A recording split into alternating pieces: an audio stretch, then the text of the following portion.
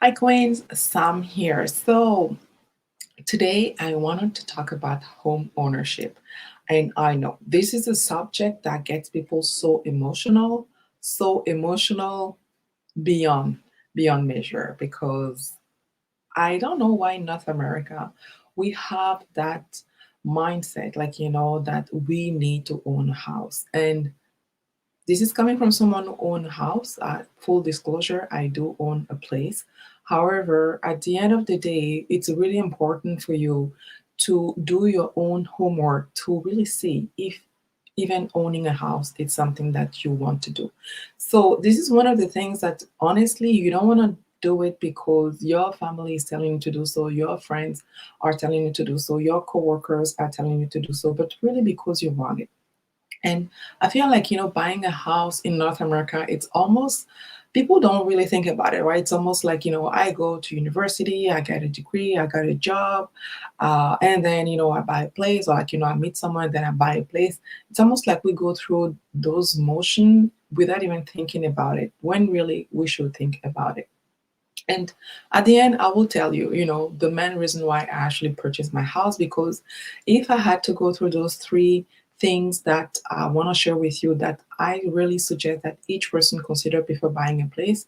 Personally, I should haven't bought a place. I should not be homeowner, having my own place at this point of time, because again, when I compare myself to those three things that nobody really told me about it before I purchased the house, and I realized after that, uh, that's not really a good match for me to actually own a place. So the first thing, so today I want to share three things that definitely I would like for you out there who still doesn't own a place, considering getting a place, especially this year where we're talking about the rates going down, and I'm pretty sure that will create some sort of a frenzy in the housing market. Just take a step back and really consider those three things before you actually sign and purchase a house. The first thing that I will strongly suggest each person to consider is whether you are a handy person or no. When you own a house, it's not a matter of if anything's gonna break in the house, it's a matter of when. And I can tell you, so many people who own a house will tell you they will go through the whole inspection, check everything, everything will be good all the way to the time of them getting into the house. And within a couple of months, so many things are gonna break down, like the fridge or like the dishwasher or like the laundry machines. Something's gonna go and you're gonna have to actually replace it or repair it. And most of the time, when you purchase a house, there are so many other fees that you need to put into it. And if you're already quite tight in your budget when you purchase the house, honestly, having any house repairs to do within like 3, 4, or 6 months of you buying the house is not ideal. So if you're a handy person, that's something that you can take on by yourself. Most of the time, there might be things that you can do by yourself and not have to call any professional to do the job. So really think about it. Are you someone who's handy? Are you okay to, let's say, go on YouTube and check, how do I fix my furnace, or my furnace is doing this, what is the issue, and do the troubleshooting yourself first and try to repair maybe things yourself first before calling professional. Of course, there are certain things that I would strongly suggest you go ahead and call a professional, because you don't want to put your health in a jeopardy. So like anything that has to do with electrical, or I don't know, even like I don't know. Yeah, I'm pretty sure even like when it comes to calling a plumber, there are so much you can do for plumbing by yourself. But again, you have to think about it, because again, when you own a place, people like, oh, I my place is new, so I don't expect anything to break down anytime soon. You will be surprised. You will be surprised. So first thing first, ask yourself, are you a handy person?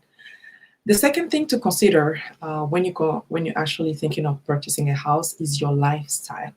When you purchase a place, well, that place is physically set at the one location.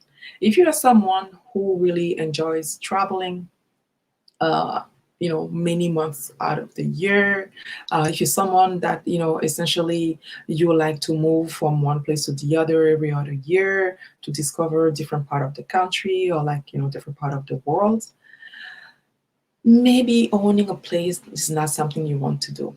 Again, while you're not there, of course, you can rent the place, you can Airbnb the place, but everything that has to do with the place is still your responsibility. So if there is like if the plumbing goes out for in the toilet, you have to fix it even if you're not there. So you still have that responsibility. So I'm not sure most of the time when people are not there physically for an extended period of time, usually they might not want to deal with the issue. But again, some people will go and hire, let's say, a property manager to help them managing the property while they're gone.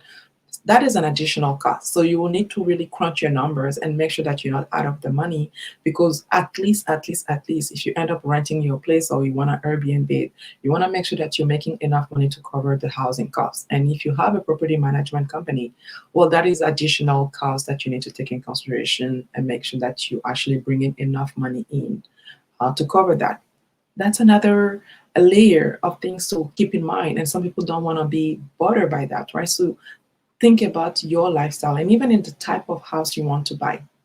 If you are someone, you live in Canada, you don't really enjoy shoveling the snow, probably you don't want to buy a house because you're going to have to do it yourself, or you might have to hire a snow removal company, and that is additional cost. And not everybody can afford that.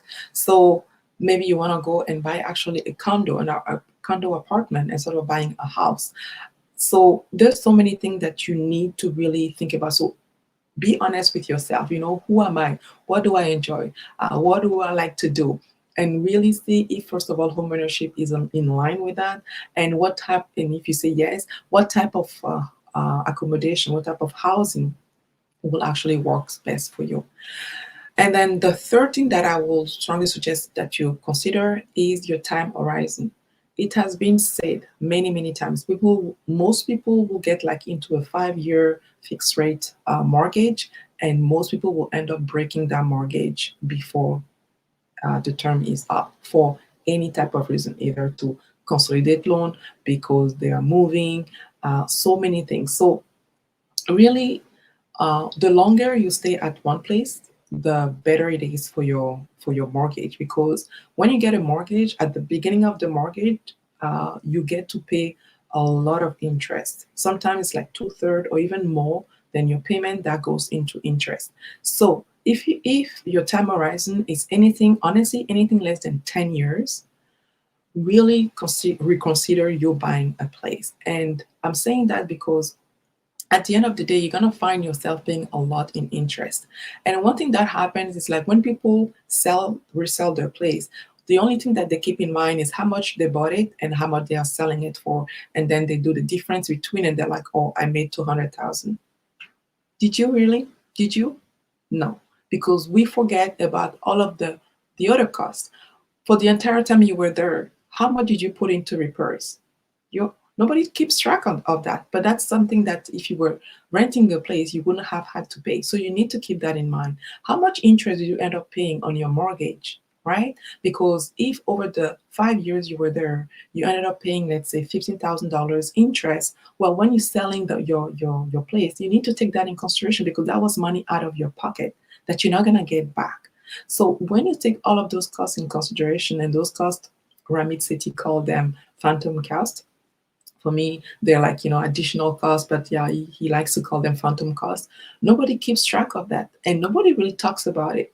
But I hear so many people, oh, I need to redo the kitchen, it's going to cost me 25,000. I need to redo 2 bathrooms, it's gonna cost me 50,000. Well, when you're gonna sell the place and make 200,000, you need to deduct that 50,000, because you did not, that was money out of your pocket, and you wouldn't have had to pay for that if you were renting. So again, the time horizon.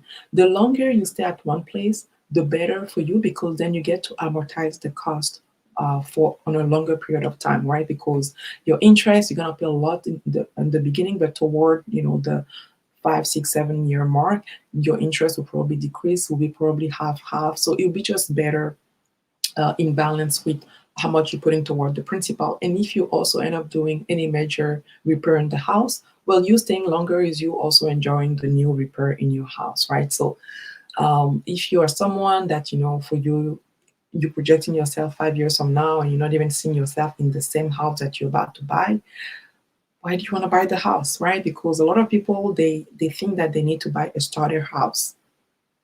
I never understood that. Why do you need to buy a starter house? For what?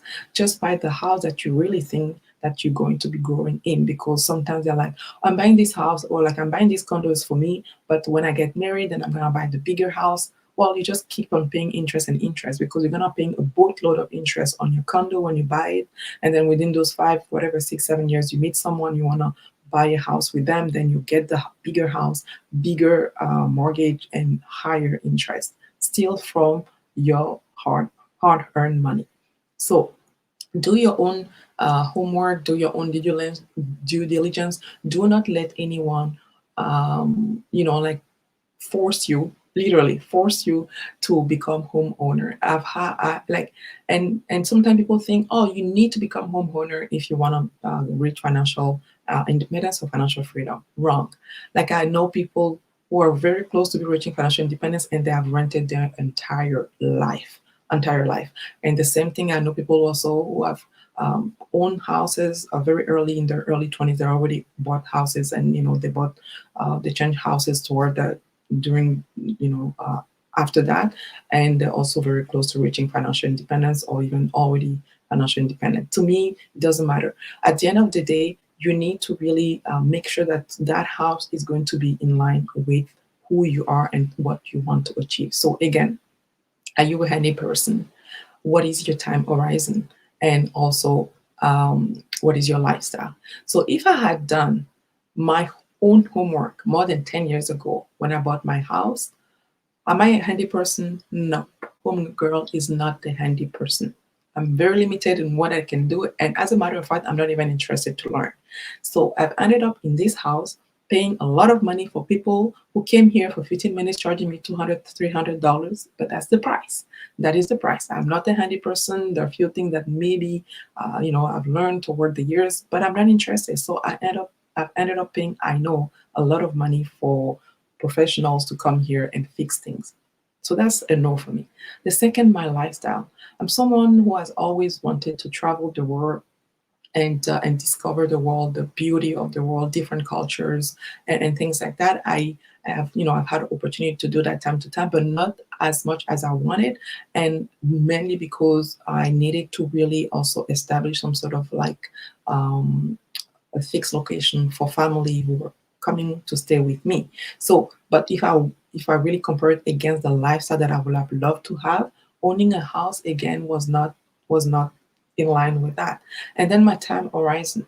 It's really hard for me to tell because, like I say, my hope was really to be able to live in different countries for a few years. So I think that would be also a no for that because I've found myself living here in Canada for more than 20 years, and I love this country. There's a lot of things that I love about the country, but honestly, I wasn't seeing myself staying here for 20 years plus.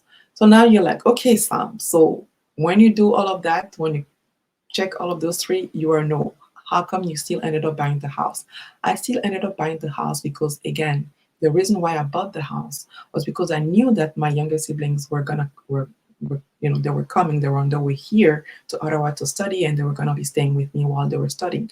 And most of them were like doing 3 years, 4 years, and over the 10 years, 10 plus years, I had siblings here studying, and also younger cousin.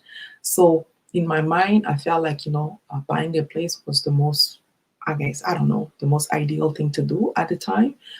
So then, we are not, moving from one place to the other, but I was able to really maintain um, a closed, a fixed location for them. So that was really the main reason why I bought it. So it has nothing to do with my lifestyle. It had nothing to do with financial. It had nothing to do with my time horizon, or whether I was handy. It was more of an I won't say emotional, but like family oriented decision.